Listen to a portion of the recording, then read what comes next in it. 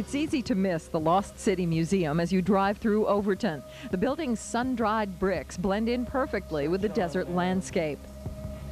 But the treasures inside tell the story of Southern Nevada's first residents, Native Americans who lived here for thousands of years. There are some sites near here on the eastern periphery of the Valley of Fire that some archaeologists date back to 20,000 years ago.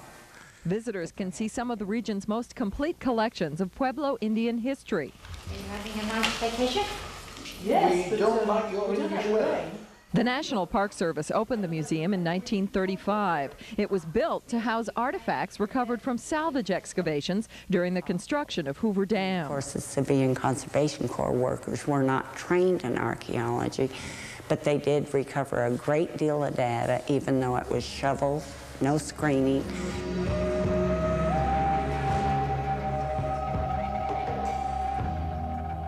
Most Lost City collections document the Anasazi, who lived here for 1,000 years. Olson has spent 15 years at the museum uncovering their lives.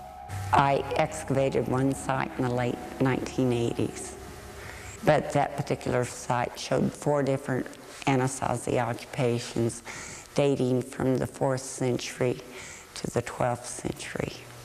Just one occupation on top of the other with different pottery types, different architecture, different burial traditions.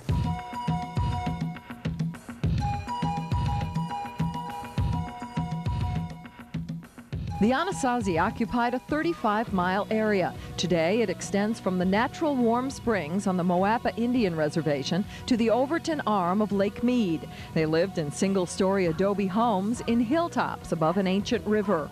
The Anasazi introduced farming to southern Nevada, and their pottery was considered among the region's finest.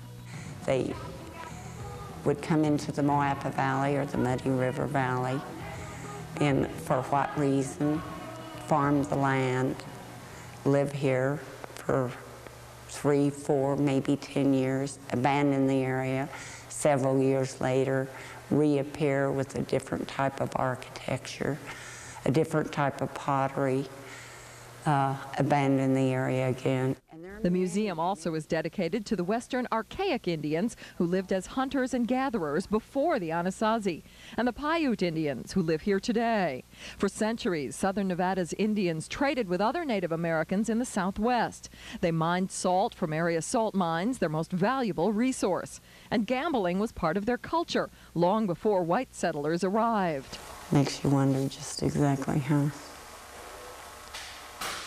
what went on, because you find those gaming pieces in the oldest sites. And you find about 1,400 Native American sites have been uncovered within 50 miles of the Lost City Museum. Within the last 35, 40 years, that 98% of the sites have been destroyed one way or the other. Many of the sites were lost due to development.